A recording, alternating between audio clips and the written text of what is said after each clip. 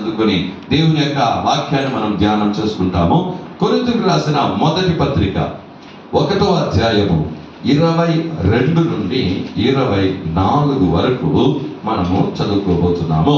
మొదటి కొరింథీయులకు రాసిన పత్రిక 1వ అధ్యాయము 22 నుండి 24 వరకు మనం వాక్యాన్ని చదువుకొని దేవుని యొక్క మాటలు మనం గమనిద్దాం.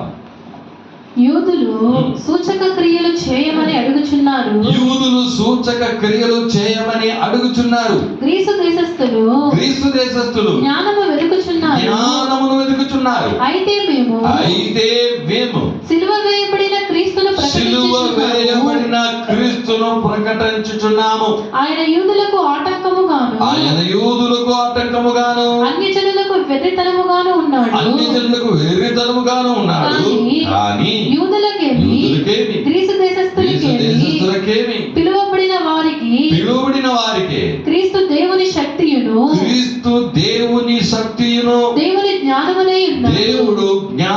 దేవుని జ్ఞానమునై ఉన్నాడు. ఆమేన్. హల్లెలూయా. ఆ ప్రభు అయిన యేసుక్రీస్తు నామములో ఈ దినమున మనం దేవుని యొక్క వాక్యానికి మనం సేవిద్దాం. అపోస్తలుడైనటువంటి పౌలు కొరింథీయులకు రాసిన పత్రికలో అక్కడ ఉన్నటువంటి సంఘానికి కొన్ని మాటలను రాసి జ్ఞాపకం చేసి హెచ్చరిస్తున్నాడు. ఈ రోజు కూడా మనము కూడా ఈ జ్ఞాపకం చేసుకుని దేవుడు మనకు ఒక హెచ్చరికను దేవుడు ఈ రోజు మనకి ఇవ్వబోతున్నాడు. చూద్దాం ఆ వాక్యము 22వ వాక్యాన్ని మనము చదువుకున్నట్టయితే అక్కడ రాయబడినటువంటి ఒక మాట, యూదులు సూచక క్రియలు చేయమని అడుగుచున్నారు. గ్రీసు దేశస్థులు జ్ఞానాన్ని వెతుకుచున్నారు. హల్లెలూయా. కాబట్టి దేవుని జనాన్ని చివరి దినాల్లో ఉన్నాం. నువ్వు దేవుణ్ణి చూసి ఏమి అడుగుతున్నావు? దేవుణ్ణి చూసి ఏమేమి అడుగుతున్నా? రెండవదిగా నువ్వు ఏది చేయమని దేవుని ఏం చేస్తున్నావో అడుగుతున్నావు, దేన్ని వెతుకుచున్నావు. ఇక్కడ చూడండి, యూదులు ఏం చేశారంట? దేవుణ్ణి అడుగుతున్నారంట. ఏం అడుగుతున్నారంట? సూచక క్రియలు చేయండి. ఏం చేయండి? సూచక క్రియలు కావాలా, అద్భుతాలు కావాలా, ఆశ్చర్యకార్యాలు కావాలా అని అడుగుతున్నారంట. గ్రీసు దేశస్తుల జ్ఞానాన్ని వెతుకుచున్నారంట. నువ్వు దేన్ని వెతుక్కుంటున్నావు? ఈరోజు చివరి దినాల్లో మనం ఉన్నామనేది మనకు అందరికీ తెలుసండి. ప్రతిసారి చివరి దినాల యొక్క కార్యాలు మనం చూస్తూ ఉన్నాం. గడిచిన వారంలో పరలోకం ఎంత సమీపంగా ఉందో దేవుడు మనకి కంటి ముందర తీసుకొచ్చి చూపించాడు. ఆ మాటలను విని ఎంతమంది ఇంకా నీ విశ్వాసాన్ని పురికొల్పే విధంగా మార్చావు. నీవు విశ్వాసంలో సంపూర్ణతకు వెళ్ళడానికి, అలాగే భక్తి విశ్వాసంలో పరిశుద్ధతలో సంపూర్ణతలోకి వెళ్ళడానికి, నీవు విధేయతలో సంపూర్ణతలోకి రావడానికి, పరిశుద్ధతలో సంపూర్ణతలో రావడానికి ఎంత ప్రయత్నం చేసి ప్రార్థన చేస్తూ దేవుని దగ్గర ఎదురు చూస్తున్నావు. హల్లెలూయా. కొరింథీయులకు ఒక హెచ్చరిక పౌలు గారు చెప్తున్నారు. అయ్యా, యూదులైతే సూచక క్రియలు అడుగుతున్నారు. ఏమడుగుతున్నారంట?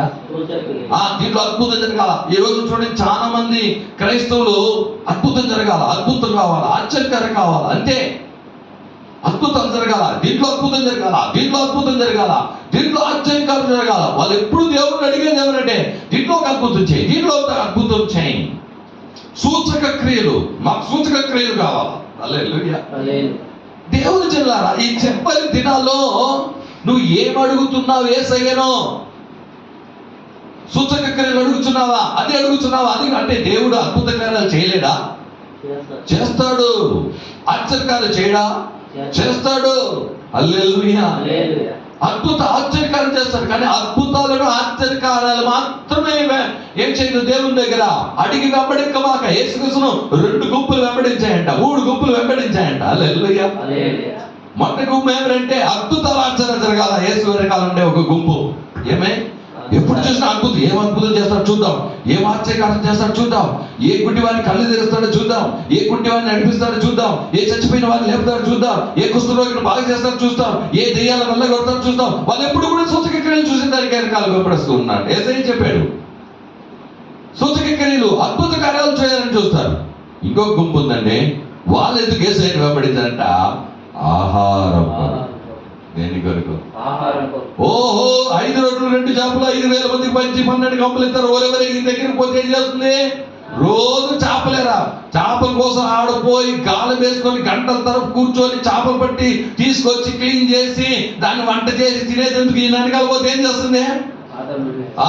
రోజు చేపల కూర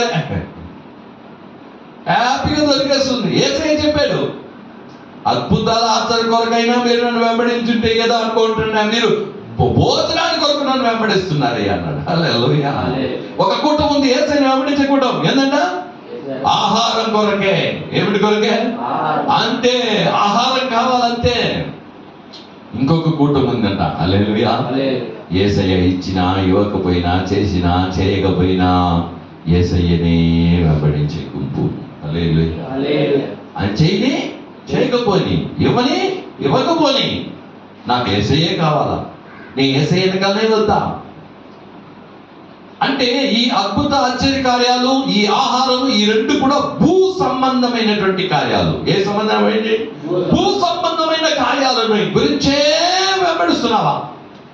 కానీ ఆత్మ సంబంధమైన కార్యాలను నువ్వు పొందుకోవాలని యేసయ్యను వెంబడిస్తున్నావా? హల్లెలూయా. ఇక్కడ చూడండి, యూదులు ఉన్నారు. వాళ్ళు ఏమి కావాలని ఎదురు చూశారని అడిగారంట దేవుని దగ్గర. సూచక క్రియలు చేయండి, మీరు ఏదైనా ఒక సూచక క్రియలు చేస్తే మేము చూస్తాం. చూద్దాం. ఒక మాట, ఈ దినమున ఈ చివరి దినాలలో నువ్వు సూచక క్రియలు చేసేదానికి మీద ఉండకూడదు. మార్కు రాసిన సువార్త 8వ అధ్యాయంలో 11వ వాగ్దాన వచనాన్ని నువ్వు చదివినప్పుడు అక్కడ యేసయ్య దగ్గరకు ఈ పరిసయ్యులు వీళ్ళందరూ కూడా వచ్చారండి. ఏమడిగారు చూడండి. ఆ మార్కు రాసిన సువార్త 8వ అధ్యాయము 11వ. అంతటా పరిసయ్యులు వచ్చి ఆయనను శోధించుచు ఆకాశము నుండి ఒక సూచక క్రియను చూపమని ఆయనను అడిగి ఆయనతో తర్కింపసాగిరి. హల్లెలూయా. దేవుని దగ్గర వచ్చి ఈ పరిసయ్యులు ఏమడిగారంటే చూడండి, ఏమంట, ఎక్కడ నుండి? ఆకాశం నుండి ఒక సూచక క్రియను నేను చూపమని ఆయన ఏం చేసినాడంట? అడిగినాడు. హల్లెలూయా చెప్పండి. ఏమడిగాడ? సూచక. భూమి మీద కూడా ఎక్కడ చేయాలో? ఆకాశంలో ఒక సూచక క్రియ చేయాలా? వీళ్ళేమంటే బైబిల్ను, ఎందుకంటే ఏలియా ప్రార్థన చేసినప్పుడు ఏమొచ్చింది? ఎక్కడి నుండి వచ్చింది? అగ్ని. ఆకాశం నుండి అగ్ని వచ్చింది. మోసే గారు ఉన్నప్పుడు ఎక్కడి నుండి వచ్చింది? ఆకాశం నుండి దేవుడు దిగి వచ్చాడు. ఆకాశం నుండి మన్నా వచ్చింది. ఆకాశం నుండి మేఘస్తంభం వచ్చింది, అగ్ని స్తంభం వచ్చింది. అప్పుడు వీళ్ళేమనంటే ఆకాశం నుండి ఒక సూచక క్రియ ఏదైనా ఒకటి చేయి. హల్లెలూయా. మేము నమ్ముతాం. మేమేం చేస్తామో. ఈరోజు నువ్వు కొంతమంది ఏం చేస్తున్నారు? కొన్ని కార్యాలు నువ్వు చేస్తే నేను నమ్ముతాను అంటే, కొత్తగా వచ్చే వాళ్ళు కొన్ని సమయంలో అసలు అడగడం వల్ల దేవుడు కూడా కొన్ని చేస్తాడు. ఎందుకంటే నమ్మకం రావాలని కొన్ని చేస్తాడు. కానీ రక్షించబడి సంఘానికి వస్తున్న నువ్వు, ప్రభా ఇది చెయ్యి అప్పుడు నేను నమ్ముతానంటే నీకేం లేదు. సరైన నమ్మకం కాదది, సరైన విశ్వాసము కానీ కాదు. ఇక్కడ సూచక క్రియలు చేయమని ఏం చేస్తారంటే యేసయ్యను అడిగినారంట. మత్తయి రాసిన సువార్త 16వ అధ్యాయంలో 1 నుండి 4 మాటలు మనం చదివినట్టయితే వాళ్ళని చూసి దేవుడు ఒక మాట అంటున్నాడండి. చూద్దాం. మత్తయి రాసిన సువార్త 16వ అధ్యాయము 1 నుండి 4 వరకు. అప్పుడు పరిసయ్యులను సద్దూకయులను వచ్చి ఆయనను శోధించుటకు ఆకాశము నుండి ఒక సూచక క్రియను తమకు చూపమని ఆయనను అడుగగా ఆయన ఇట్లా నేను సాయంకాలమున మీరు ఆకాశము ఎర్రగా ఉన్నది గనుక వర్షము కురియదనియు ఉదయమున ఆకాశము ఎర్రగాను మబ్బుగాను ఉన్నది గనుక నేడు గాలివాన చెప్పుదురు కదా. మీరు ఆకాశ వైఖిని వివేచింపనెరుగుదురు గాని ఈ కాలముల సూచనలను వివేచింపలేరు. వ్యభిచారులైన చెడ్డ తరము వారా సూచక క్రియను అడుగుచున్నారు. అయితే యోనాను గూర్చిన సూచక క్రియనే గాని మరి ఏ సూచక క్రియనైనను వారికి అనుగ్రహింపబడదని వారితో చెప్పి వారిని విడిచి వెళ్ళిపోయారు. అబ్బా, హల్లెలూయా. పరిసయ్యులు వచ్చారంట, సద్దూకయ్యులు వచ్చారంట ఆయన శోధించుటకు. దేనికి? చూడండి, ఈరోజు నువ్వు దేవుడిని శోధిస్తున్నావా? ఏం శోధించారంట? సూచకక్రియలు చేయి, సూచకక్రియలు చేయి, సూచకక్రియలు చేయి అని శోధించారంట. హల్లెలూయా. నువ్వు కూడా నీ జీవితంలో యేసయ్యను పట్టుకొని ప్రభువా అద్భుతం చేయి, ఆశ్చర్యకార్యాలు చేయి, సూచకక్రియలు చేయి అని చెప్తూ ఏం చేస్తున్నావు? దేవుని శోధిస్తున్నావేమో. హల్లెలూయా. ఏం చేస్తున్నావంట? శోధిస్తున్నావా? ఆయన దగ్గర కార్యాలు చేస్తున్నావా? ఇక్కడ శోధించారంట. ఆకాశం నుండి ఏదైనా ఒక ఏం చేయి, సూచక క్రియ చేయి అన్నంట. హల్లెలూయా. అప్పుడు చూడండి అక్కడ ఏం చెప్పాడంటే యేసయ్య, ఆ మాటను మనం గమనిద్దాము. ఆ సూచక క్రియలు చేయమని చెప్పినప్పుడు ఏంటయ్యా, మీరు ఆకాశాన్ని చూసినప్పుడు ఈ పొద్దు వర్షం రాదు, మబ్బులు ఏం లేదు అంటారు. మబ్బులు వేసుకొని ఉన్నప్పుడు ఓ వర్షం వస్తుంది అని చెప్తారు కదా. ఈ వైఖరినంతా మీరు ఎరిగి ఉన్నారు కదా అని ఏం చేస్తున్నాడంటే వాళ్ళతో చెప్తున్నాడు. హల్లెలూయా. వాళ్ళతో చెప్పి మీకు ఏ సూచక క్రియలను ఏమిడే దేవుడు అనుమతించలేదు, యోనాను గూర్చిన సూచక క్రియ మాత్రమే. హల్లెలూయా చెప్పండి.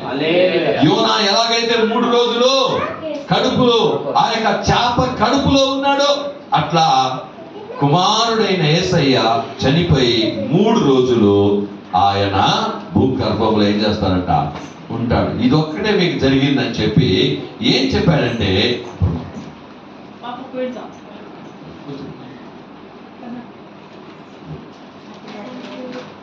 హల్లెలూయా. అప్పుడు యేసయ్య వాళ్ళని ఒకే ఒక సూచక క్రియ చెప్పాడంట. ఇదొక్కటయ్యా మీకు యోనాను గురించి, వేరే సూచక క్రియ కనబడలేదని వారిని విడిచి వెళ్ళిపోయాను. ఏం మాట చూడండి. హల్లెలూయా. వారు విడిచి వెళ్ళిపోయాడంట. వాళ్ళ దగ్గర లేదు. నువ్వు ఎప్పుడు దేవుణ్ణి చూసి అద్భుతాలు చేయి, ఆశ్చర్యాలు చేయి, సూచక్రియలు చేయి అని నువ్వు అడుగుతూ ఉన్నావా? ఆయన శోధిస్తూ ఉన్నావా? హల్లెలూయా. దేవుడి మాటలు నువ్వు నమ్మవా? దేవుడు చెప్పాడు ఆకాశ పక్షులున్నాయి, పరిశోధించడం, విత్తవు, కోయవు, కోట్లలో చేర్చుకొనవు, దానిని పోషిస్తున్నాడు దేవుడు. నిన్ను పోషించడా? పోషిస్తాడు. హల్లెలూయా. నీకేం కావాలో దేవునికి తెలుసా తెలీదా? తెలుసు. నీకు ఎప్పుడు అద్భుతం చేయాలో దేవునికి తెలుసా తెలీదా? తెలుసు. నువ్వు ఆయన నమ్ముకుంటూ పోతూ ఉండు అంతే. హల్లెలూయా. అద్భుత ఆశ్చర్యకార్యం చేయమని నువ్వు అడగాల్సిన అవసరం లేదు. నువ్వు దేవునికి లోబడితే చాలు, దేవుని విశ్వసిస్తే చాలు, ఆయన మార్గంలో నడుస్తూ ఉంటే చాలు, అద్భుతం ఆటోమేటిక్ గా జరుగుతుంది. ఆశ్చర్యకారం ఆటోమేటిక్ గా జరుగుతుంది. హల్లెలూయా. ఆశ్చర్యం చేయి, అద్భుతం చేయి అని చెప్పి నువ్వు ఆయన శోధించకూడదు. చూడండి అట్లాంటి శోధించే పరిశీలన సద్దుకాయలను విడిచి వెళ్ళిపోయాడంట. నువ్వు వద్దురా మాకని. హల్లెలూయా. నువ్వు దేవుని అట్లా సూచక క్రియలు చేయి. ఇలాంటి అద్భుత సూచక క్రియలు చేయాలి. ఎప్పుడు చూసినా వాళ్ళ మనసు ఎక్కడ ఉంటుందంటే అద్భుతం జరగాల, ఆశ్చర్యం జరగదు. ప్రతి విషయంలో ప్రతిరోజు జరుగుతానే ఉన్నారు. వీళ్ళందరూ దేవుళ్ళు నిలబడలేదు సరిగ్గా. అద్భుత ఆచారకాలు నమ్ముకున్న వాళ్ళు ఏం చేయరు? దేవుళ్ళు నిలబడలేరు. హల్లెలూయా. వాళ్ళ విశ్వాసము సరైనది కాదు, బలహీనమైన విశ్వాసము. అద్భుతం చేస్తే ఉంటారు, అద్భుతం చేయకపోతే నేను దేవుని నమ్ముకున్నానయ్యా, ఈ విషయంలో దేవుని ఎంత ప్రార్థన చేసినా ఏం చేయలేదు, దేవుడు ఇవ్వలేదు, నాకు వద్దు. చూసారా? హల్లెలూయా. కానీ దేవుడి జనులారా, దేవుడి అద్భుతాన్ని నువ్వు ఆశ్చర్యకారాన్ని ఎదుగుతున్నావా? చూద్దాం. మత్తయి రాసిన సువార్త 12వ అధ్యాయము 39వ వాగ్దానాన్ని కూడా మనం చదువుకుంటాం. వ్యభిచారులైన చెడ్డతరము వారు సూచక క్రియను అడుగుచున్నారు. వ్యభిచారులైన చెడ్డతరము వారు సూచకము అడుగుతున్నారు. ప్రవక్త అయిన యోనాను గూర్చిన సూచక క్రియే గాని మరి ఏ సూచక క్రియ అయినను వారికి అనుగ్రహింపబడదు. చూడండి, స్పష్టంగా చెప్పాడు. సూచక క్రియలనే, అద్భుత క్రియలనే ఎదురు చూసే వారికి దేవుడు ఒక బిరుదు ఇచ్చాడండి. ఏమంట? ఏమిచ్చాడండి? ఏంట బిరుదు?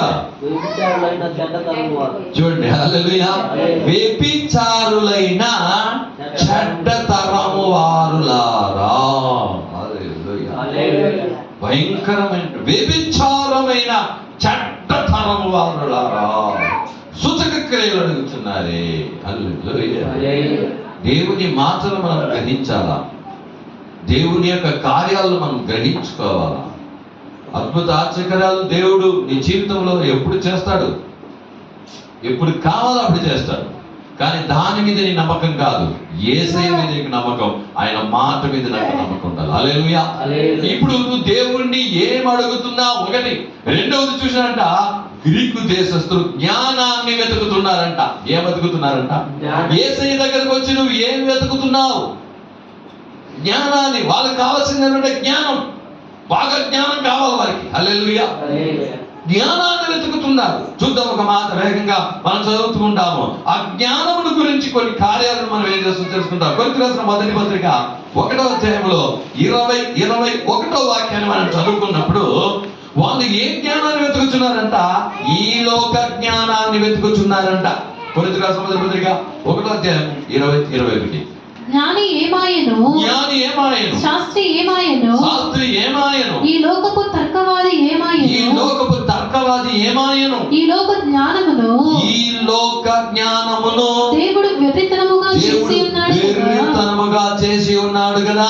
దేవుని జ్ఞానానుసారముగా లోకము తన జ్ఞానము చేత, తన జ్ఞానము చేత దేవునిని ఎరగకుండినందున సువార్త ప్రకటనయు, సువార్త ప్రకటనను వెర్రితనము చేత నమ్ము వారిని రక్షించుట దేవుని దయాపూర్వక సంకల్పమాయెను. ఆమేన్. హల్లెలూయా.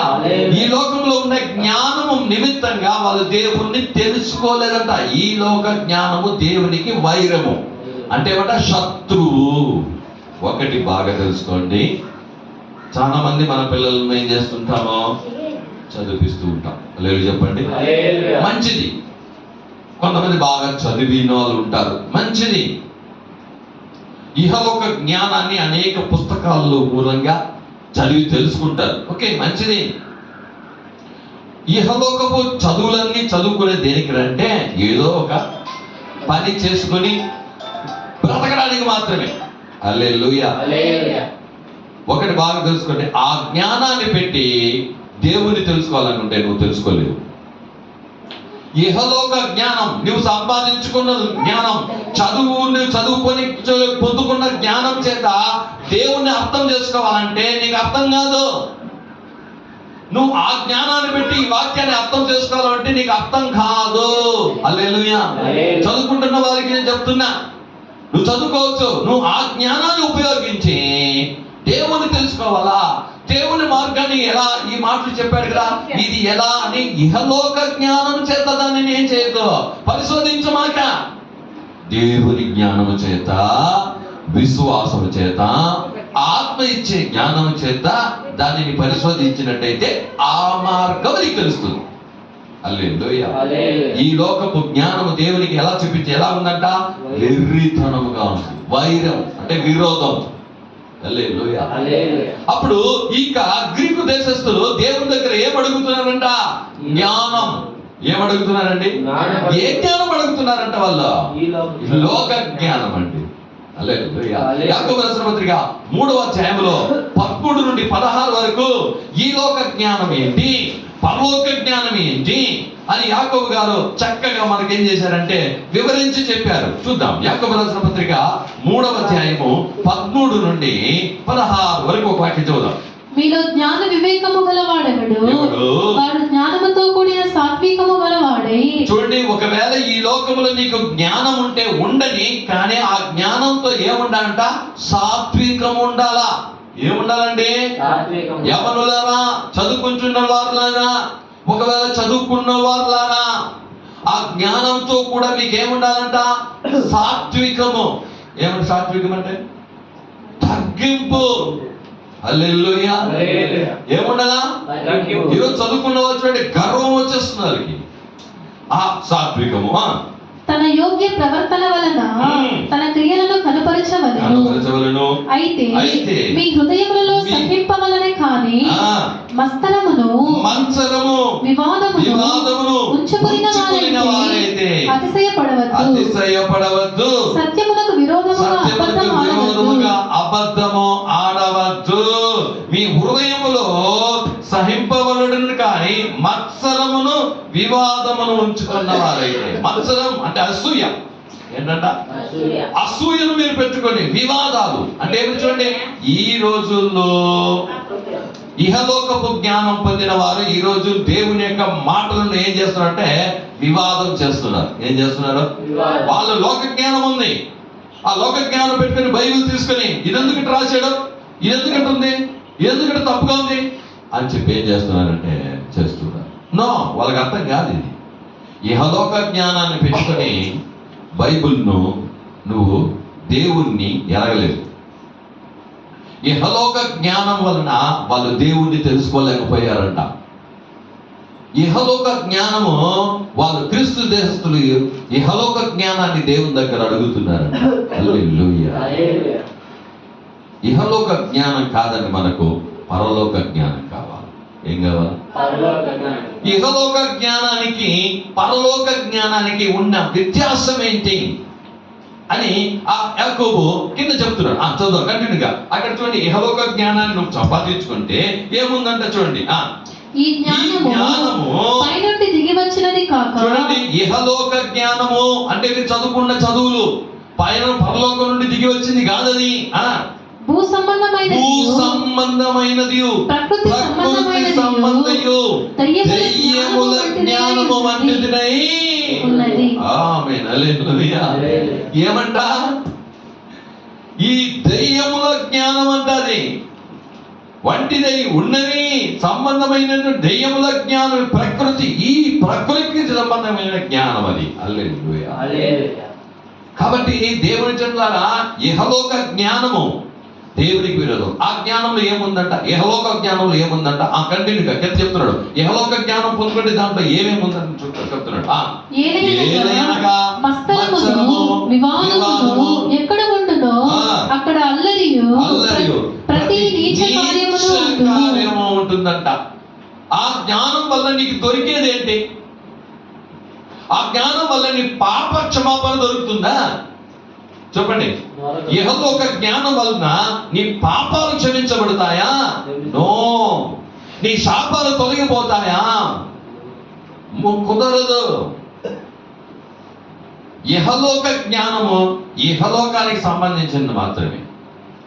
నువ్వు చదువుకున్నా చదువుకో, ఆ చదువు పని చేసేదానికి వస్తుంది, దాన్ని యూజ్ చేసుకో, అంతే. అక్కడ దాకే అది. హల్లెలూయా. దాన్ని తీసుకొచ్చి చాలా మంది యవనస్తులు కావచ్చు, చదువుకున్న వాళ్ళు కావచ్చు, ఆ జ్ఞానాన్ని తీసుకొచ్చి బైబిల్లో యూజ్ చేస్తే దాని వల్ల వాళ్ళకి దేవుడి గురించి, దేవుని మార్గాల గురించి అర్థమే కాదు, వాళ్ళకి గెలిపిలైపోతారు. నేను చెప్పేది ఏమంటే, లోక జ్ఞానాన్ని, నువ్వు చదువుకున్న జ్ఞానాన్ని ఏం చేయొద్దు, దేవుని యొక్క కార్యాన్ని అర్థం చేసుకోవడానికి యూజ్ చేయొద్దు. హల్లెలూయా. వాటిని ఆడబెట్టే, నిన్ను తగ్గించుకో, దేవుని దగ్గర ప్రార్థన చేయి, అభిషేకం పొందుకో, ఆ ఆత్మ చేత నింపబడి ఈ బైబిల్ చదువు. ఎందుకంటే ఈ బైబిల్ అంతా ఎలా రాయబడిందంట? పరిశుద్ధ ఆత్మ చేత ప్రేరేపింపబడిన వారి మనుషులు రాశారు. హల్లెలూయా. యెహోవా జ్ఞానం చేత నువ్వు బైబిల్ తెలుసుకోలేవు, బైబిల్ అర్థం చేసుకోలేవు, దేవుని చిత్తాన్ని అర్థం చేసుకోలేవు, దేవుని మార్గాన్ని అర్థం చేసుకోలేవు, దేవుని కార్యాలు ఎరగవు. వాటిని పక్కన పెట్టే, అది లోకానికి పని చేసుకునే దానికి యూజ్ చేయి, అంత మాత్రమే. దాన్ని తీసుకొని చేంజ్ చేయకూడదు. దీనిని అర్థం చేసుకోవాలంటే నీకు అర్థమే కాదు. ఈ రోజు వివాదాలు ఎందుకు వస్తున్నాయి? ఇహలోకంలో అనేక అన్ని జనులు ఈ బైబిల్ తీసుకొచ్చి ఎలా చెప్పాడంటే, అలా చెప్పాడంటే, నువ్వు ఆ జ్ఞానం పొందుకోలేదు కాబట్టి నీకు ఈ బైబిల్ అర్థమే కాదు. బాగా తెలుసుకోవాలి. అందుకే యేసే చెప్పాడు, ఆ కింద నుండి వచ్చే జ్ఞానం అంటే ఇహలోక సంబంధమైన కార్యాలు ఏమైనా ఉంటుందంటే మత్సరం ఉంటుందంట. ఏముంటుందంట? మత్సరం అంటే ఏమి? అసూయ, వివాదం ఉంటుందంట. ఈ మత్సరము, వివాదం ఎక్కడ ఉండడం అక్కడ అల్లరియు ప్రతి నీచ కార్యం. ఏమంట? అంటే ఇహలోక కార్యము, ఇహలోక జ్ఞానం ఏం చేస్తుందంట? నీచ కార్యాలు చేస్తుందంట. హల్లెలూయా. కానీ పైనుండి వచ్చే జ్ఞానం ఉన్నది. హల్లెలూయా. ఏ జ్ఞానం అది పొందుకుంటే ఏమొస్తుందంట? చూద్దాం, కంటిన్యూ. అయితే పైనుండి వచ్చే జ్ఞానము మొట్టమొదట పవిత్రమైనది, తరువాత సమాధానకరమైనది, మృదువైనది, సులభముగా లోబడినది, కనికరముతోను మంచి ఫలములతోను నిండుకొనినది, పక్షపాతమైనను వేషధారణను ఉన్నది. ఆమేన్. హల్లెలూయా. చూడండి, పైనుండి వచ్చే జ్ఞానంలో ఎన్ని ఆశీర్వాదాలు ఉన్నాయి. కాబట్టి ఈ యొక్క గ్రీస్తు దేశస్థులు వాళ్ళు పైనుండి వచ్చే జ్ఞానాన్ని వెతకలేదంట దేవుని దగ్గర. ఏం జ్ఞానాన్ని అడిగారంట? ఏం వెతుకుతున్నారంట దేవుని దగ్గరకు వచ్చి? లోక జ్ఞానం. దేవుడు ఏం చెప్పాడు? దేవుడు నా దగ్గర మీరు ఏం వెతకాలని చెప్పాడంటే, పరలోక రాజ్యాన్ని, ఆయన నీతిని మొదట వెతకండి. చూసావా? యేసు దగ్గర నువ్వు వెతకాల్సింది ఏంటంట? పరలోకము, పరలోక రాజ్య జ్ఞానము, పైనుండి వచ్చే జ్ఞానాన్ని ఆయన దగ్గర వెతుకో. నువ్వు యేసయ్య దగ్గర ఏం వెతుకుతూ ఉన్నావు? ఇంకా నువ్వు యెహలోక కార్యాల కొరకు యేసయ్యను వెతుకుతున్నావా? యెహలోక జ్ఞానం కావాలని దేవుని వెతుకుతున్నావా? ఈరోజు చూడండి, వాళ్ళు యూదులు ఏం అడిగారు, గ్రీసు దేశస్తులు ఏం వెతికారు. నువ్వు యేసయ్యను ఏం అడుగుతున్నావు? యేసయ్య దగ్గర ఏం వెతుకుతున్నావు? యెహలోక జ్ఞానం కాదు. హల్లెలూయా. అప్పుడు పౌలు ఇవి చెప్తున్నాడు వాళ్ళకి. ఏం చెప్తున్నాడు? మీరు యెహలోక జ్ఞానాన్ని ఏం చేయొద్దండి, అడగద్దండి. యోబు రాసిన గ్రంథం 28:28లో చూసినప్పుడు నిజమైన జ్ఞానం ఏంటయ్యా? యేసయ్య చెప్తున్నాడు, పైనుండి వచ్చే జ్ఞానం అన్నారు కదా. పైనుండి వచ్చే జ్ఞానం మనం పొందుకోవాలంటే ఏ స్కూల్కి వెళ్ళాలయ్యా? ఏ కాలేజీకి వెళ్ళాలయ్యా? ఎంత ఫీజు కట్టాలయ్యా? అంటే దయ్యాల జ్ఞానం, యెహలోక జ్ఞానాన్ని పొందుకున్నందుకు లక్షల కోట్లు ఖర్చు పెడుతున్నారు. బైబిల్ చెప్తున్నాను, నేనేం చెప్పలేదు. హల్లెలూయా.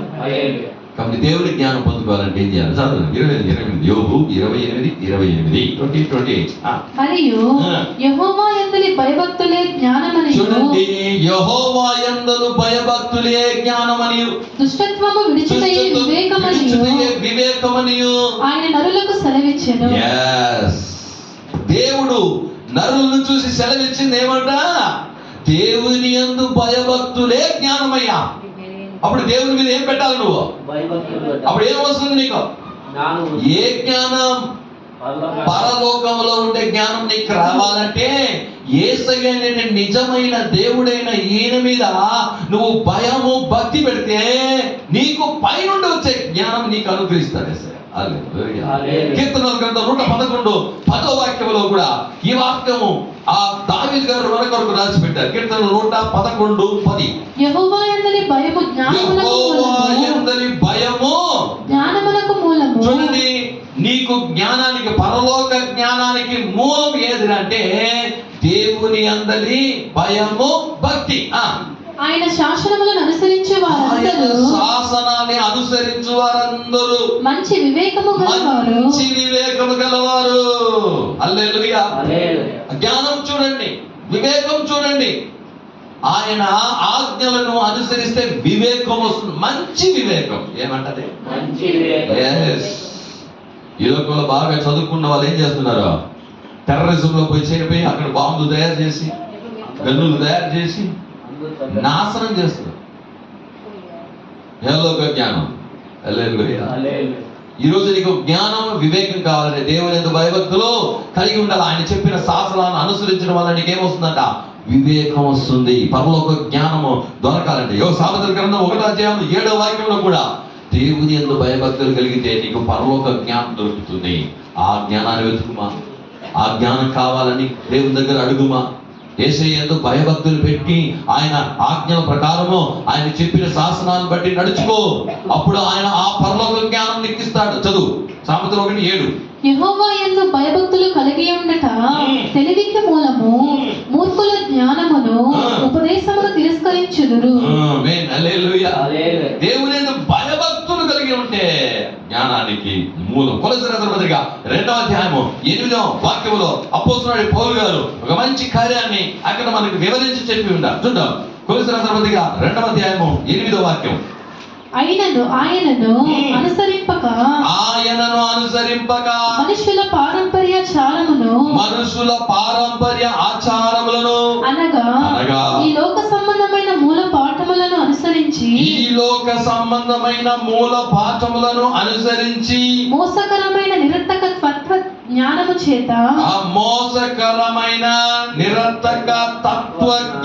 చేత మిమ్మును చెరపట్టుకొని పోవాడెవడైనా ఉండలేమో అని జాగ్రత్తగా ఉండండి. హల్లెలూయా. చూడండి, పౌలు ఎంత ఒక లోతైన ఒక కార్యాన్ని సంఘానికి ఏం చేస్తున్నాడంటే చెప్తున్నాడు. ఏంటి అంటే ఆయనను అనుసరించక, ఎవరిని అనుసరించకుండా? దేవుణ్ణి అనుసరించకుండా, దేవుని మార్గాలను అనుసరించకుండా, దేవుడు బైబిల్లో చెప్పిన వాక్యాలను సంఘంలో సేవకులు బోధించే బోధనలు కాకుండా ఎవరో వచ్చి ఎవరో చెప్తే దాన్ని అనుసరిస్తారు. ఏం చెప్తారు?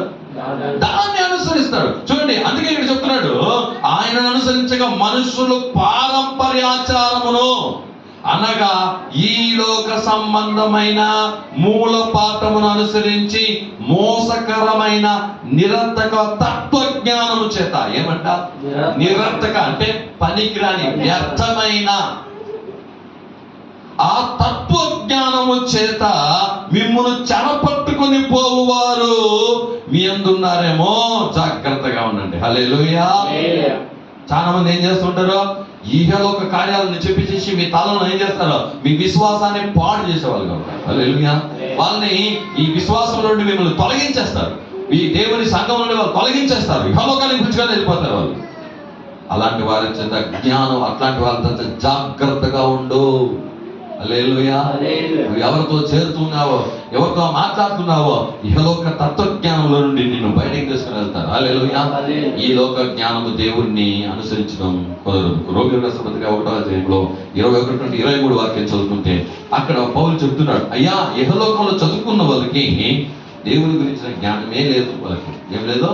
జ్ఞానమే లేదు. రోమియోల రాసిన పత్రిక 1వ అధ్యాయం 21 నుండి 23. మరియు వారు దేవునిని ఎరిగియు, చూడండి, వారు దేవునిని ఎరిగియు ఆయనను దేవునిగా మహిమపరచలేదు, ఆయనను దేవునిగా మహిమపరచలేదు, కృతజ్ఞతాస్తుతులు చెల్లింపను లేదు, గాని తమ వాదముల యందు వ్యర్థులై వారి అవివేక హృదయము అంధకారమాయను, తాము జ్ఞానులమని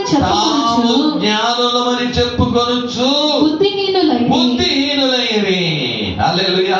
వాళ్ళు జ్ఞానం అని చెప్పుకుంటున్నారంట, కానీ వాళ్ళేనంట బుద్ధిహీనులైపోయారంట. హల్లెలూయా. దేవుణ్ణి ఎరిగియో దేవుణ్ణి దేవుడిగా పూజించలేదంట, దేవుణ్ణి దేవునిగా ఆరాధించలేదంట. హల్లెలూయా. దేవుడు అంటే ఎవరండి? దేవుడు ఆత్మ. దేవుడు ఎవరు? ఆత్మ. కనుక ఆయన ఆరాధించేవారు ఆత్మతోనూ సత్యముతోనూ ఆరాధించాలా. ఆయనతో చెప్పారు యేసయ్య, ఆ సమాజ స్త్రీతో చెప్పాడు, దేవుడు ఆత్మమా, ఆయన ఆరాధించేవారు ఎలా ఆరాధించాలా? ఆత్మతోనూ సత్యముతోనూ మీరు ఆరాధించాలా. హల్లెలూయా. కానీ ఇహలోక జ్ఞానంలో అందరూ ఏం చేశారంటే దేవుని యొక్క రూపాన్ని చతుర్భాష అంటే 4 కాళ్ళ పురుగులకు, 4 కాళ్ళ జంతువులకు ఏం చేశారంట? పోల్చేశారంట. హల్లెలూయా. దేవుని తీసుకొని ఏం చేసేసాడు? ఇహలోకపు పురుగులకు, పక్షులకు, ఇహలోకపు మృగాలకు దేవుడిని పోల్చేశాడు. దేవుడు ఇలానే ఉంటాడు, దేవుడు ఇలానే ఉంటాడు. హల్లెలూయా. ఈ లోక జ్ఞానం చూసినావా ఎట్లుంది? కాబట్టి దేవుని జనులారా, దేవుని దగ్గర నువ్వు ఏం అడుగుతున్నావు, ఏం వెతుకుతున్నావు? ఏంటి ఈ చివరి దినాల్లో ఏం అడుగుతున్నావు దేవుని దగ్గర? నువ్వు ఈ చివరి దినాల్లో ఏం వెతుకుతా ఉన్నావు? ఇహలోక జ్ఞానమా, పరలోక జ్ఞానమా? పరలోక జ్ఞానం పొందినవాడు పరలోకానికి వెళ్తాడు. హల్లెలూయా. భూలోక జ్ఞానం కలిగిన వారికి నరకమే. ఏమి? ఆమె. అప్పుడు యేసయ్య, అప్పుడు అపోస్తలుడైన పౌలు చెప్పాడు, మేమైతే, అందుకే 1 కొరింథీయులలో చూసినప్పుడు ఆ 24వ అధ్యాయం 1వ అధ్యాయంలో మనం చూసినప్పుడు, మీరు ఏమిని వెతుకుతున్నారయ్యా? అయితే మేము సిలువ వేయబడిన క్రీస్తును ప్రకటించుచున్నాం. హల్లెలూయా. ఎవరిని ప్రకటిస్తున్నాము? సిలువ వేయబడిన. అయితే అంటే ఏమంట? యూదులేమో సూచక్రియలు అడుగుతున్నారయ్యా, గ్రీకు దేశస్తులేమో ఇహలోక జ్ఞానాన్ని వెతుకుతా ఉన్నారయ్యా. మేమైతే సిలువ వేయబడిన క్రీస్తును ప్రకటిస్తున్నాం. హల్లెలూయా. అప్పుడు అపోస్తలుడైన పౌలు చెప్తున్నాడు, ఏమంట? సిలువ వేయబడిన క్రీస్తు. ఎవరినైనా ఈరోజు చాలా మంది చాలా యేసులను నమ్మడిస్తున్నారు. అంటే ఎన్ని యేసులు ఉన్నాయా? ఒకే యేసే. హల్లెలూయా. కానీ ఆ యేసును అద్భుతాలు చేసే యేసు వెతుకుతున్నారు, ఆశ్చర్యకార్యాలు చేసే యేసును వెతుకుతున్నారు. ఇక్కడ పౌలు చెప్తున్నాడు, సిలువలో మన కొరకు కొట్టబడిన యేసును మేము ప్రకటిస్తున్నాం. హల్లెలూయా.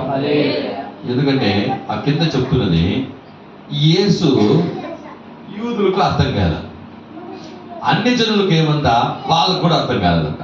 ఏమే ఏందయ్యా ఈయన పట్టుకొని దేవుడు దేవుడు అంటాడు, ఆయనేమో చూస్తే ఎవరు కొట్టి ఆయన ముళ్ళకు కిరీటం వేసి ఆ చేతులకు మేకులు వేసి కొట్టి చంపేశారు, ఘోరంగా చంపిస్తున్నారు. ఆయన ఈయన పోయి దేవుడు దేవుడు అంటాడు, వాళ్ళకి అర్థం కాలే. దేవుడు అంటే ఏముండాలా, బాగుండాలా, అన్ని కార్యాలు బాగా చేయాలా అని వాళ్ళ జ్ఞానం అది. హల్లెలూయా. కానీ ఇక్కడ పౌలు చెప్తున్నటువంటి కార్యము సిలువలో, సిలువ వేయబడిన క్రీస్తును మేమేం చేస్తున్నామంట, ప్రకటిస్తున్నాం. సిలువ మనకు, సిలువలో వేలాడిన యేసయ్య ముఖ్యం నీకు. అందుకే ప్రతిరోజు నువ్వు యేసయ్యని ముందర పెట్టాలా. ఏ యేసయ్యను?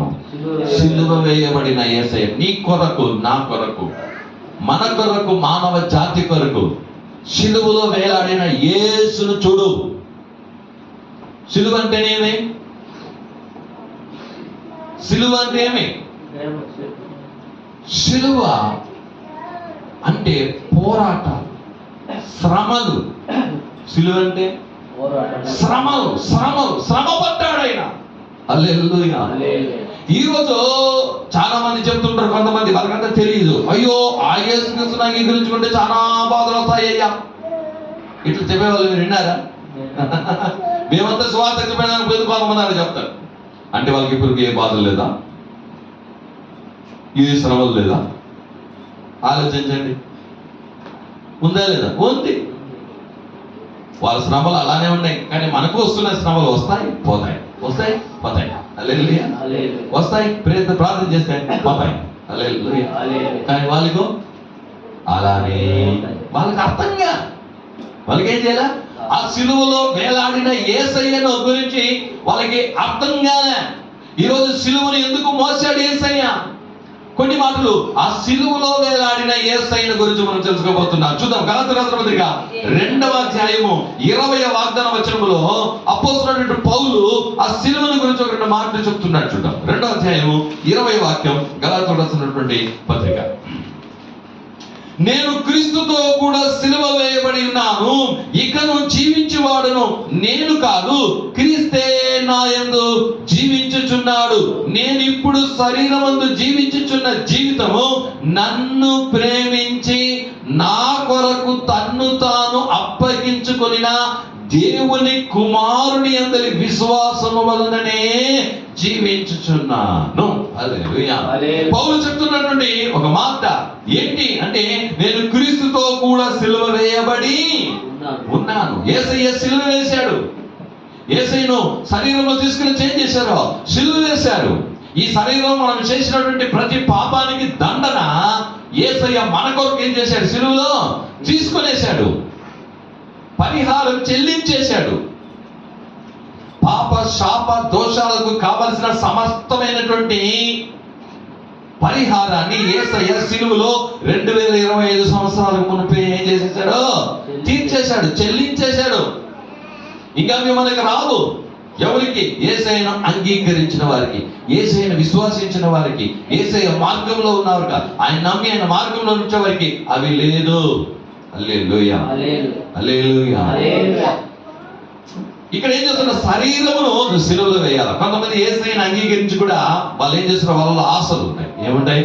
నేను ఇలా ఉండాలా, నేను ఇలా బ్రతకాలా, నేను అట్ట చేయాలా, నాకు ఆ పని కావాలా, నేను అలా ఇల్లు కట్టుకోవాలా, నేను అట్ట ఉండాలా, నేను ఇట్ట ఉండాలా అని ఆశలు ఉంటాయి. ఆశలు ఉండకూడదు. హల్లెలూయా. నువ్వు యేసయ్య నమ్ముకుంటే ఆయన నీకేమిస్తాడో అది తీసుకో. హల్లెలూయా. కొంతమంది చూడండి, యేసయ్యను ఏం చేస్తుంటారు, ఆశలు ఎట్టు ఉండాలా, ఇలా ఉండాలా, అది చేయాలా, ఇది చేసేయాలా, అది చేసేయాలా. హల్లెలూయా. ఇవి కానీ నీకున్నట్టయితే అవి వ్యర్థము. ఇక్కడ చెప్తున్నాడు, నన్ను ప్రేమించి నా కొరకు తన్ను తాను అప్పగించుకొనిన. ఏమంట? సిలువలో ఎందుకు ఆయన జీవం ఇచ్చాడంట? నిన్ను నన్ను ప్రేమించి అని చెప్పండి. నిన్ను నన్ను ప్రేమించి తన ప్రాణాన్ని పెట్టాడు. హల్లెలూయా. అందుకే యోహాను 3:16 చెప్పబడుతున్నది, ఆయన మనలను ఇంతగా ప్రేమించాడు, ఒకే కుమారుడైన యేసయ్యను సిలువలో వేశాడు. అప్పుడు సిలువలో వేసింది ఎందుకంటే యేసయ్య నీకు నాకు ప్రేమ చూపించడానికి. ఏం చూపించడానికి?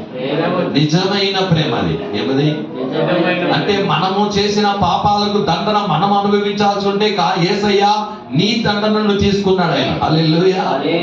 అందుకే నన్ను ప్రేమించి నా కొరకు తన్ను తాను అప్పగించుకొనినా. హల్లెలూయా. నీ కొరకు తన్ను తాను ఏం చేసుకున్నాడు దేవుడు? అప్పగించుకున్నాడు అని రాయబడింది. గలాతీయులకు రాసిన పత్రిక 5వ అధ్యాయం 24వ వాక్యం. క్రీస్తు యేసు సంబంధులు శరీరమును దాని ఇచ్చలతోనూ దురాశలతోనూ సిలువ వేసి ఉన్నారు. క్రీస్తు యేసు సంబంధులు. నువ్వు క్రీస్తు యేసు సంబంధులైతే శరీరమును దాని ఇచ్చేను. హల్లెలూయా. శరీరమును దాని ఇచ్చను అంటే శరీరము ఏం చేస్తుంది? చాలా ఆశపడుతుంది శరీరం.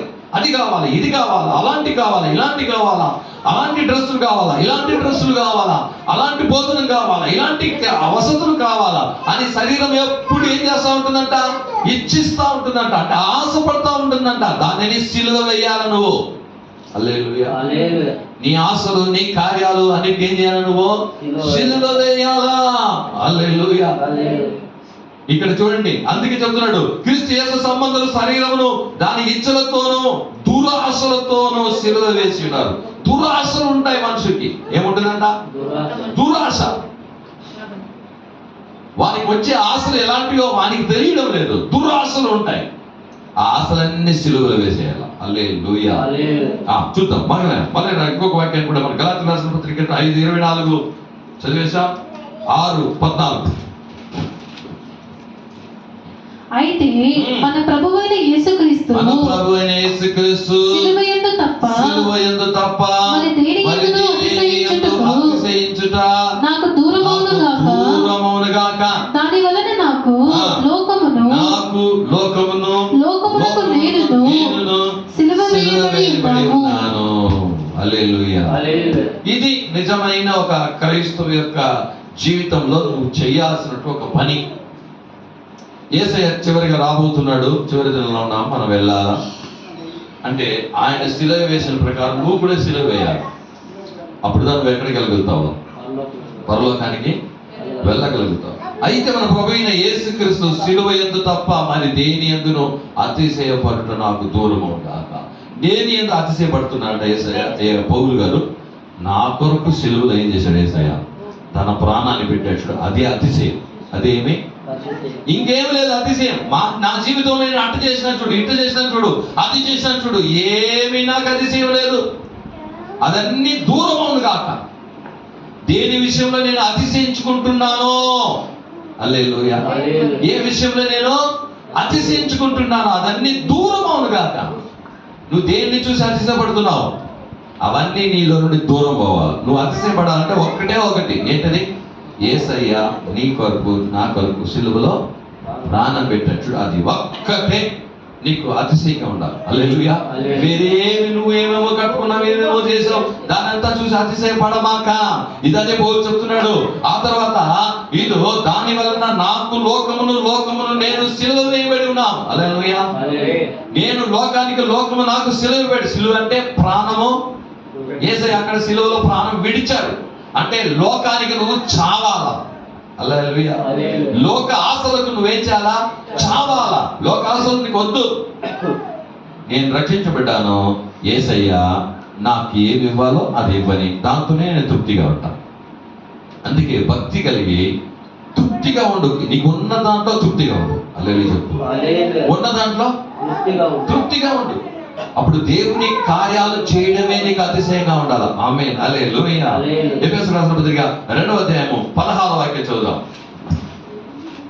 తన సిలువ వలన ఆ ద్వేషమును సంహరించి దాని ద్వారా వీరిద్దరికి ఏక శరీరముగా చేసి దేవునితో సమాధానపరచవలెనని ఇలాగు చేసినట్లుగా ఆయనయే మనకు సమాధానకారకుడై ఉన్నాడు. ఉన్నాడు. హల్లెలూయా. హల్లెలూయా. అప్పుడు ఇది చెప్పబడుతున్నది యేసయ్య ఎందుకోసం సిలువ పడ్డాడు వేయబడ్డాడు తెలుసా?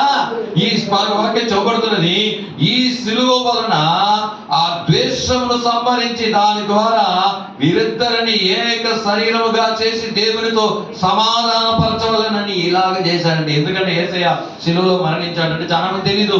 ఎందుకు మరణించాడు? ఎందుకు అంత ఘోరంగా మరణించాడు అంటే దేవునికి మనము దేవునితో సమాధానపరచడానికి ఇలా చేశాడు. హల్లెలూయా. మనం దేవునితో ఏం చేయాలా? సమాధానపరచాలి. మనం సమాధానపరచకుండా మనకు యేసయ్య దేవునికి ఏముంది? ఒక వివాదం ఉన్నది. అందుకే యేసయ్య 1వ అధ్యాయంలో చెప్తున్నాడు మనకు వివాదం ఉన్నది. ఆ వివాదం ఏమంటే పాపము. ఏమది? పాపము చేసి మనం దేవునికి దూరం అయిపోయినాం. ఏదైతే దూరం అయిపోయిన మనలను ఆ పాపానికి దండన యేసయ్య తీసుకొని మనలను ఉభయులను ఒకటిగా చేసేసాడు, సమాధానపరిచేశాడు. ఆ సమాధానపరిచడానికి ఒక బలి కావాల్సినది. అందుకే యేసయ్య సిలువలో బలి అర్పించాడు. హల్లెలూయా. అది సమాధాన బలి. హల్లెలూయా. అది ఏ బలి? ఆమేన్. యేసయ్య ఎందుకు సిలువలో ఆయన చనిపోయాడంటే ఆయన మనలను దేవుడి దగ్గర సమాధానపరచడానికి ఆయన చనిపోయాడు. హల్లెలూయా. కాబట్టి చూద్దాం అపోస్తలుల కార్యములు 4వ అధ్యాయం 10వ వాక్యం.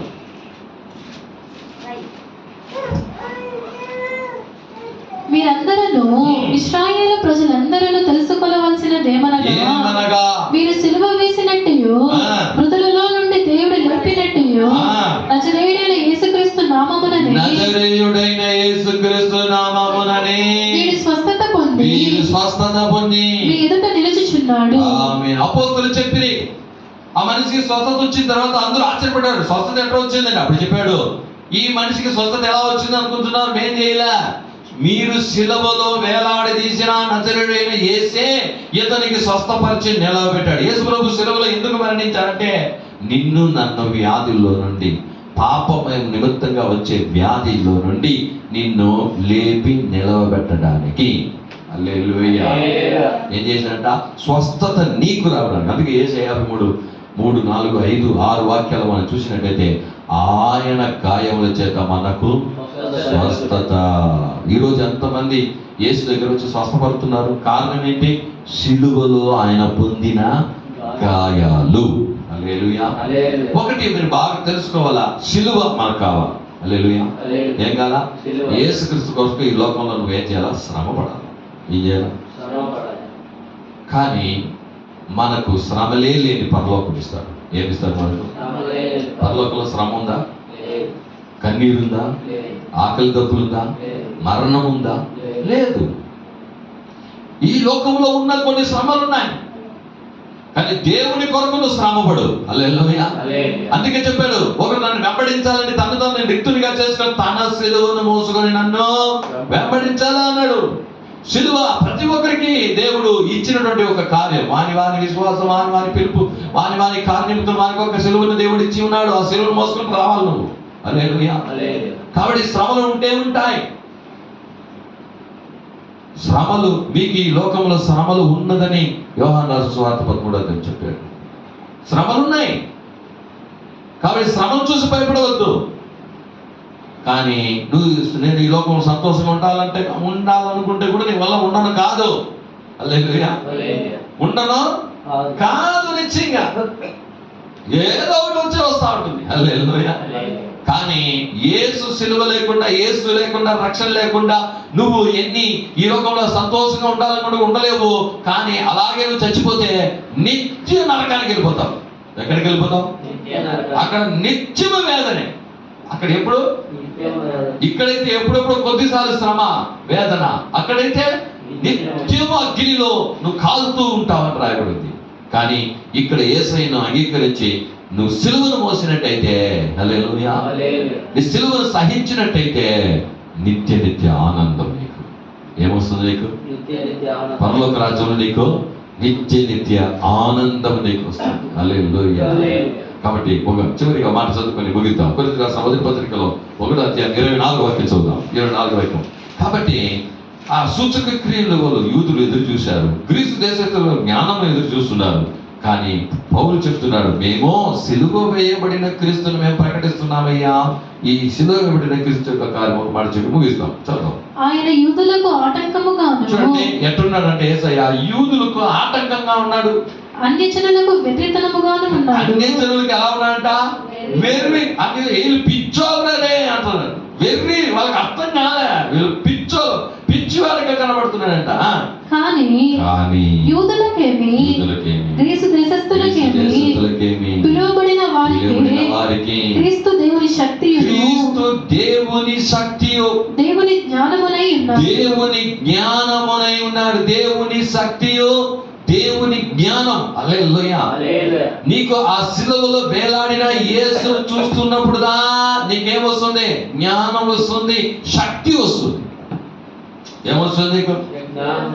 శక్తి, జ్ఞానం. ఎక్కడుంది? అద్భుతాలు చేసే దేవుడి దగ్గర కాదు. ఎక్కడ? సిలువలో వేయబడిన యేసయ్య. హల్లెలూయా. అందుకే పౌలు గారు చెప్తున్నాడు, నేను నా శరీరమందు అనేక గాయాలు నేను పొంది ఉన్నాను. ఏం చేశాను అంటే ఎంతో కష్టపడ్డాడు దేవుని నిమిత్తం, దేవుని కొరకు దెబ్బలు తిన్నాడు. అందుకే ఆయన మీద ఉన్న బట్టలు తీసుకోకపోతే వ్యాధులు, ఒకరి మీద వేసే వ్యాధులు బాగవుతాయి. దెయ్యం పెట్టింది వెళ్ళిపోతుంది. ఎందుకు? ఆ గాయాల వలన. హల్లెలూయా. ఈరోజు యేసయ్యను అంగీకరించిన తర్వాత నాకు ఎన్నో గాయాలు అవుతున్నాయా? భయపడద్దు. హల్లెలూయా. ఏమే? భయపడద్దు. ఆ గాయాలే అనేకులను స్వస్థపరుస్తుంది. ఆ గాయాలే నీకు శక్తిని తీసుకొస్తుంది. ఏం తీసుకొస్తుంది నీకు? సిలువ దేవుని శక్తి. హల్లెలూయా. సిలువలో దేవుని శక్తి ఉంది, సిలువలో దేవుని జ్ఞానం ఉంది. ఏముంది? దాన్ని అర్థం చేసుకోవాలా. అందుకే లోక జ్ఞానం చేత దేవుడిని అర్థం చేసుకోవడానికి ఏం చేయదు, పోవద్దు. అందుకే చెప్పాడు, యూదులు సూచక్రియలు అడుగుతున్నారు, గ్రీకు దేశస్థులు జ్ఞానాన్ని వెతుకుతున్నారు. మేము సిలువ వేయబడిన యేసును ప్రకటిస్తున్నాం. ఎందుకంటే దాంట్లో శక్తి, జ్ఞానము ఉంది. హల్లెలూయా. దాంట్లో ఏముందండి? శక్తి ఉంది, జ్ఞానము ఉంది. ఆ సిలువను మనం చూద్దాం. అందరూ మోకరిద్దాం, ప్రార్థన చేద్దాం. యేసయ్యా, ఎందుకు ఈ శ్రమలు? యేసుని వెంబడిస్తే యేసు కారణంగా శ్రమలు ఎందుకు అని నువ్వు బాధపడుతున్నావా? బాధపడద్దు. శ్రమలు కావాలి మనకు. శ్రమలు ఎంత ఉంటుందో దేవుని శక్తిని మనం పొందుకుంటాం. దేవుని జ్ఞానాన్ని మనం ఎక్కువగా పొందుకునే స్థలం ఏదంటే ఆ శ్రమలే. కాబట్టి దేవుని జనారా, ఆ శ్రమలను చూసే నువ్వు భయపడవద్దు, దిగులు పడవద్దు. ఏదో తండ్రి శ్రమ నాకు వద్దు అని చెప్పొద్దు. అయ్యా, ఆయన మనకి ఏ కార్యం పెట్టినా మంచికే. ఆ శ్రమలను రాజా, నీవు సిలువను మోసినట్టు, నీవు సిలువను సహించినట్టు నేను కూడా ఆ శ్రమలను సహించే ఆ కృపను నాకు ఇవ్వు అని చెప్పి దేవుడు. ఎందుకంటే ఆ సిలువ, నేను సిలువ వేయబడిన క్రీస్తును ప్రకటిస్తున్నాను, దాంట్లో శక్తి ఉంది, జ్ఞానం ఉంది అని యేసయ్య చెప్పాడు. దాంట్లోనే శక్తి, జ్ఞానం ఉందండి. కాబట్టి దేవుని చివరి దినాల్లో నువ్వు దేవుని దగ్గర ఏం అడుగుతున్నావు, ఏం వెతుకుతున్నావు? ఈరోజు సిలువ వేయబడినటువంటి క్రీస్తును చూసి నువ్వు అడుగు, వెతుకు. అక్కడ నుండి నీకు పరలోక జ్ఞానం వస్తుంది. అక్కడ నుండి దేవుని శక్తి నీకు దిగి వస్తుంది. నువ్వు ఎంత శ్రమలు అనుభవిస్తావో అంత శక్తి నీకు వస్తుంది. ఇదండి, ఇది లోకానికి తెలియదు, ఇది లోకానికి అర్థమే కాదు. కానీ నువ్వు అర్థం చేసుకోవాలి. పౌలు గారు ఎన్నో శ్రమలు అనుభవించారు క్రీస్తు నిమిత్తం, సువార్త నిమిత్తము. ఆయన ఎంతో శక్తి, ఆయన రెండవ క్రైస్తు అని చెప్పబడ్డాడు. ఎందుకంటే అన్ని శ్రమలు అనుభవించాడు ఆయన. అపోస్తలులు శ్రమలు అనుభవించిన అపోస్తలు ఎవరైనా ఉన్నారా? లేదే. అందరూ శ్రమలు అనుభవించారు. శ్రమ నాకు శక్తి అని చెప్పి నువ్వు తెలుసుకో. అది పరలోకపు శక్తి, ఈ భూలోకపు శక్తి కాదు. నువ్వు శ్రమలు అనుభవిస్తే పరలోక శక్తి నీలో క్రియ జరుగుతుంది, పరలోక జ్ఞానం నీలోనికి దిగి వస్తుంది. అది కావాలా అని దేవుడు నమ్మకం ప్రార్థన చేస్తున్నాం. స్తోత్రం తండ్రి, మా కృపా కనికరం దాగలిగిన మా పరలోకపు దేవా, ఈ ఆశ్రయించబడిన పరిశుద్ధుడి దాన్ని బట్టి నీకు వందనాలు. ఈ యొక్క 7వ నెల చివరి ఆదివారంలో ప్రభావం కలుసుకోవడానికి సాయం చేసే వందనాలు తండ్రి. కొరింథీ రాసిన మొదటి పత్రికలో 22-24 వాక్యం ప్రకారం మాతో కూడా ఈరోజు మాట్లాడిన కృపను బట్టి ప్రభావ మీకు వందనాలు. అవును, యూదులైతే సూచక్రియలు అడుగుతున్నారు, గ్రీకు దేశస్తులైతే జ్ఞానాన్ని అడుగుతున్నారు. మేము సిలువ వేయబడిన యేసును ప్రకటిస్తున్నాము, ఆయనలోనే శక్తి జ్ఞానము ఉన్నది అంటాడు. అవునయ్యా, మా కొరకు సిలువబడినటువంటి ఆ శ్రమల వలననే మా పాపాలు పోయాయి, శాపాలు పోయాయి, దోషాలు పోయాయి, మా వ్యాధులు పోయాయి. అవును తండ్రి, ఆ శ్రమలు మేము అనుభవించడం వలన అవును తండ్రి రాజా మాకు శక్తి జ్ఞానము పరలోక జ్ఞానం వస్తుంది. అవును తండ్రి రాజా, శ్రమలు లేకుండా కిరీటం లేదు, శ్రమలు లేకుండా పరలోకం లేదు. అవును తండ్రి, యేసు శ్రమలు అనుభవించారు కాబట్టి నేను కూడా శ్రమలు అనుభవిస్తాను. రోమీయులకు రాసిన పత్రిక 8వ అధ్యాయంలో అవును తండ్రి రాజా ఆయనకు మనం వారసులం అవ్వాలంటే ఆయన యొక్క శ్రమలో మనం పాల్పొందులుగా పొందాలని చెప్పి రాయబడింది. ఇదే సత్యం.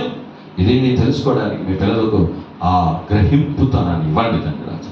ఎందుకు శ్రమ అని కానీ దాని గురించి బాధపడడం విడిచిపెట్టి శ్రమలను నేను ఎన్ని శ్రమలు వస్తా మోస్తానే ఉంటా, ఎన్ని శ్రమలుంటా ఎదుర్కొంటా, విశ్వాసం అనే కేడగలతో నేను ఎదురిస్తా, ప్రార్థనతో ఎదురిస్తూ ముందుకు వెళ్తూ ఉంటా.